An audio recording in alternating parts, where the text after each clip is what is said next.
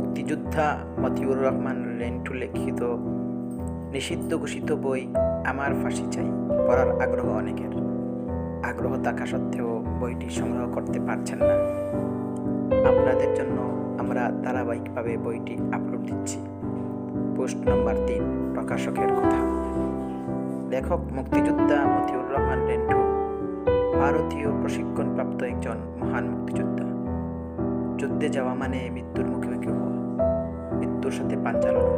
মুক্তিযুদ্ধের সময় নবম শ্রেণীর ছাত্র হয়েও লেখক যুদ্ধ করে আমাদের দেশ স্বাধীন করেছেন। একজন বীর মুক্তিযোদ্ধা হিসেবে তিনি আমাদের অহংকার, আমাদের গর্ব। সম্ভবত তিনি একমাত্র মুক্তিযোদ্ধা যার প্রবাসী স্বাধীন বাংলাদেশ সরকার কর্তৃক দেয়া সনদ মুক্তিযুদ্ধ জাদুঘরে সংরক্ষিত আছে। ব্রিগেডিয়ার আমিন আহমেদ চৌধুরী 1988 সালে ভারত সরকারের কাছ থেকে 71 মুক্তিযোদ্ধাদের যে তালিকা সংগ্রহ করে এবং পরবর্তী পর্যায়ে সেনানিবাস ক্যান্টনমেন্ট এবং মুক্তিযোদ্ধা কল্যাণ ট্রাস্টে মুক্তিযোদ্ধার যে তালিকা সংরক্ষিত হয়, ভারতীয় সেই তালিকার 1 নম্বর ভলিউমের 462 নম্বর নামটি লেখকের।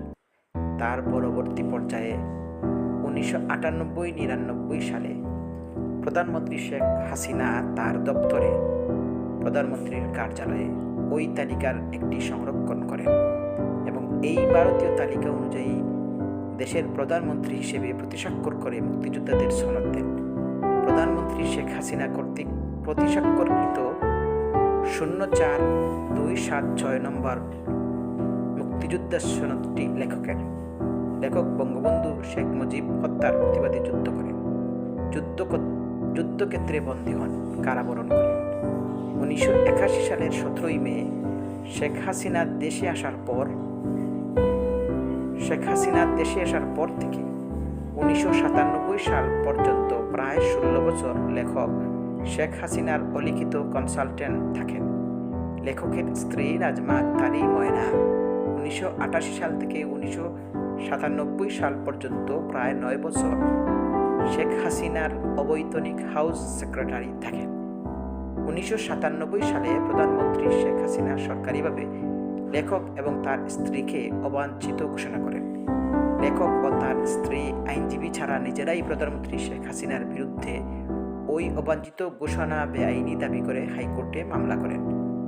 1971 সালে আমাদের মহান মুক্তিযুদ্ধের ভিতর দিয়ে লেখক রাজনীতিতে প্রবেশ করেন।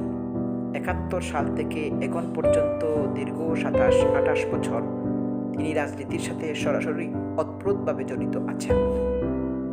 27-28 বছরের বাংলাদেশের রাজনীতির নেপথ্যের অনেক কাহিনী লেখকের জানা আছে এবং এই দীর্ঘ সময়ের অনেক নেপথ্য কাহিনীর সাথে লেখক নিজেই জড়িত। 27-28 বছরের রাজনীতির নেপথ্যের কাহিনীর উপরই ভিত্তি করে আমার ফাঁসি চাই গ্রন্থটি রচিত।